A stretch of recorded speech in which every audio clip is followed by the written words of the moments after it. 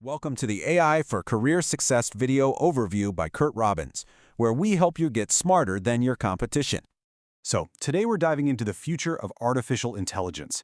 The insights we'll be looking at come from a really fascinating interview with Demis Hassabis, who's the co-founder and CEO of Google DeepMind.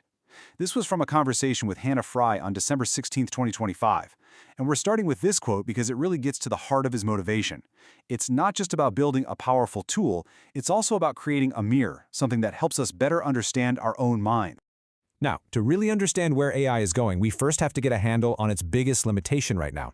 Hassabis has a great term for this. He calls it the problem of jagged intelligence. What he means is that today's AI models live in this strange paradox. On one hand, they can operate at a superhuman PhD level on incredibly hard problems, like solving international maths Olympiad questions. But then, on the other hand, they can turn around and fail at tasks that seem completely basic to us, like playing a decent game of chess or even just reliably counting the letters in a word. This wild inconsistency, well, it shows there are still some fundamental gaps in how they work. And this jagged profile, as Hassabis points out, is really the main reason we haven't reached AGI yet. Think about it. A truly general intelligence wouldn't have these huge blind spots. It would be consistent. So the critical next step, the real challenge, is smoothing out this jagged frontier. We have to close those performance gaps to create an AI that's not just powerful, but also reliable and truly general. Okay, so if that's the problem, what's the solution? How do we actually move beyond this jagged frontier?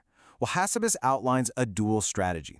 It's a combination of world-class engineering and some pretty fundamental scientific innovation. The path to AGI isn't an either-or situation. It absolutely requires both. He suggests that about half the effort is on scaling. That's the engineering side, just making the systems we have now bigger and more efficient. But the other 50%, that's pure innovation. That's the research effort to invent totally new architectures and discover those critical missing pieces, things like continuous learning, that today's models just can't do. And one of the most exciting areas for that innovation is something called world models. Now, these are different from the language models we're used to. Instead of learning from text, world models learn the actual causal mechanics of our physical reality. They're designed to build an intuitive understanding of physics, space, and how objects are supposed to interact in the real world. The implications for this are just profound. World models are absolutely essential for things like advanced robotics. You need them for a robot to navigate a complex real-world environment. They could also be used to create incredibly realistic interactive simulations. For professionals, imagine having a limitless training ground, a sandbox where other AI agents can learn and experiment safely. That's a game changer. But let's be clear, the ultimate goal of all this research isn't just about making a better chatbot or a smarter assistant. It's about building a general-purpose tool that can help us solve humanity's most fundamental and difficult problems. Hassabis calls these root node problems. The idea is that a single breakthrough in one of these areas, like achieving fusion energy or discovering a new material, could unlock just massive downstream benefits for all of society. It could transform our world in ways we can barely even imagine right now. Let's just take fusion energy as an example. If we could solve that one challenge, it would give us nearly unlimited clean power. That single breakthrough would suddenly make other huge undertakings, like desalinating water on a massive scale or creating cheap rocket fuel, not just possible, but actually economically viable. It would fundamentally rewrite our entire relationship with energy and resources. So, as you can imagine, a technology this powerful is going to trigger a societal transformation, and it's one that's going to be far faster and far more profound than anything we have ever seen in human history. Hassabis gives a pretty stark comparison to put it in perspective. He suggests that the coming AI revolution will be 10 times bigger in scale than the Industrial Revolution, but it's going to happen 10 times faster. We're talking about a change unfolding over a single decade, not an entire century.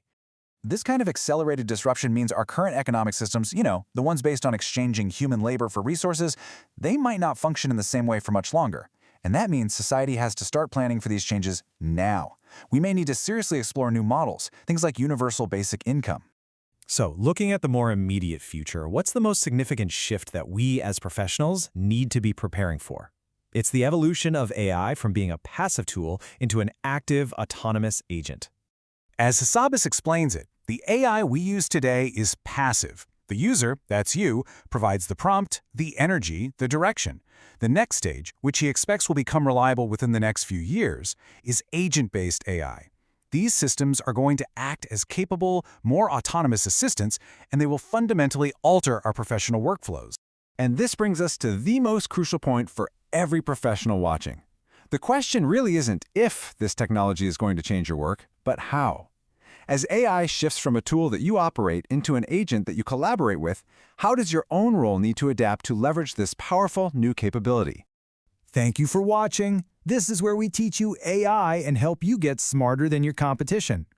And to help us reach a wider audience of professionals just like you, please subscribe to the AI for Career Success YouTube channel. We'd also really appreciate it if you'd like this overview, leave a comment with your thoughts, and share it with your network. Thank you.